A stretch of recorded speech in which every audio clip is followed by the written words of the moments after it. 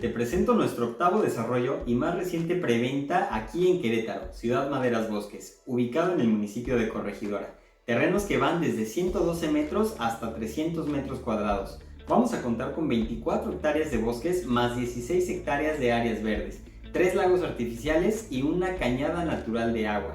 Nuestra ya conocida Family Club, más un club deportivo enorme, con más de 30 amenidades. Es la oportunidad de invertir en tu terreno sin descapitalizarte. Escribe o llámame. Estoy para servirte.